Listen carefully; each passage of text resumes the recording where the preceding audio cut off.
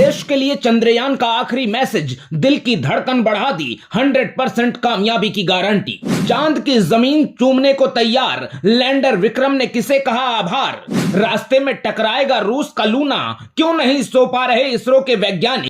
Rover नहीं lander पर टिकी नजर, कहां पहुंचा चंद्रयान, कितना बाकी रह गया सफर। जिस रफ्तार से चंद्रयान 3 चांद के करीब पहुंच रहा है, भारतीयों के दिल की धड़कन उसी रफ्तार से बढ़ रही है। इसरो के वैज्ञानिक रात रात भर सो नहीं पा रहे हैं। इस वक्त पूरी दुनिया भारत की ओर देख रही है, क्योंकि हमारा चंद्रयान स्टेप बाय स्टेप आगे बढ़ रहा है और लगातार इसरो से बात भी कर रहा है। वीडियो में आगे आपको बताएंगे कि मिशन चंद्रयान को किन खतरों से गुजरना है, लेकिन सबसे पहले आपको बताते हैं कि चंद्रयान ने अब तक धरती पर क्या क्या संदेश भेजे हैं। 14 अगस्त को सफल लॉन्चिंग के 4 दिन बाद चंद्रयान ने कहा, मैं चंद्रमा के बहुत करीब पहुंच चुका हूं। 29 जुलाई को चंद्रयान ने एक मैसेज में कहा, अब मैं और आगे बढ़ रहा हूं।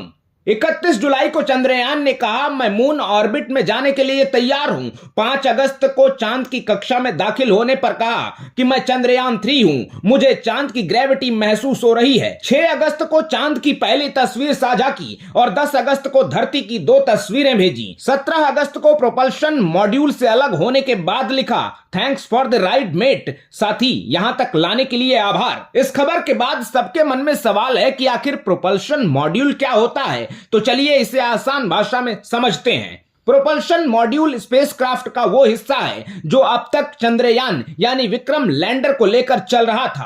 प्रोपल्शन मॉड्यूल पर चंद्रयान को चंद्रमा के करीब 100 किलोमीटर की दूरी तक पहुंचाने की जिम्मेदारी थी। अब इस प्रोपल्शन मॉड्यूल से अलग होने के बाद विक्रम लैंडर चांद से सिर्फ 100 किलोमीटर की दूरी पर चक्कर काट रहा है। इसके बाद अब चंद्रयान को डी बूस्ट किया जाएगा, यानी धीरे धीरे उसकी रफ्तार कम की जाएगी। चांद से 30 किलोमीटर की दूरी तक पहुंचने के बाद 23 अगस्त को सॉफ्ट लैंडिंग यानी पैराशूट की तरह उतारने की कोशिश होगी। आगे आपको बताएंगे कि चंद्रयान कहां उतरेगा और उतरने के बाद क्या क्या खबर भेजेगा। लेकिन पहले बात करते हैं चंद्रयान के सफल होने से भारत को क्या हासिल होगा। मिशन के कामयाब होते ही भारत चांद पर सॉफ्ट लैंडिंग कराने वाला चौथा देश बन जाएगा। इस सफलता से भारत के स्पेस सेक्टर पर पूरी दुनिया का भरोसा बढ़ेगा, भारतीय कंपनियों का बिजनेस बढ़ेगा, इसरो के प्रोजेक्ट में निवेश की लंबी लाइन लग जाएगी। लॉन्च व्हीकल LVM-3M4 जिससे चंद्रयान को भेजा गया है, उसकी भारी डिमांड बढ़ेगी। अमेजन के फाउंडर जेफ बेजोस की कंपनी ब्लू ओरिजिन ने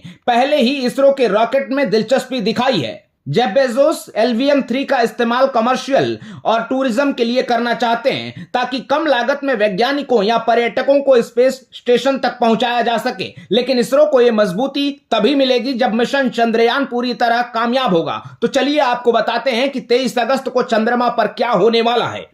चंद्रयान 3 की लैंडिंग के बाद रोवर अलग होकर चांद की सतह पर चलने लगेगा। सोलर पैनल की मदद से रोवर पावर जनरेट करेगा और लैंडर को जानकारी देगा। लैंडर और रोवर मिलकर चांद की सतह की जानकारी जुटाएंगे। चांद की चट्टान, वहां जमी बर्फ, केमिकल और मिनरल की डिटेल इकट्ठा करेंगे। लैंडर ऑर्बिटर के जरिए पूरा डेटा इसरो कमांड सेंटर को भेजेगा। भारत के मून मिशन के बीच दुनिया की निगाहें रूस के लूना 25 पर भी टिकी हैं। चांद के दक्षिणी हिस्से पर लूना की लैंडिंग 21 अगस्त को होनी है। अब चंद्रमा के साउथ पोल पर सॉफ्ट लैंडिंग कराने वाला पहला देश भारत होगा या रूस, सभी के लिए रोमांच का विषय बना हुआ है। इसे लेकर आप भी अपनी राय कमेंट बॉक्स में जरूर बताइएगा और ABC भारत को फॉलो करना बिल्कुल ना भूलिएगा।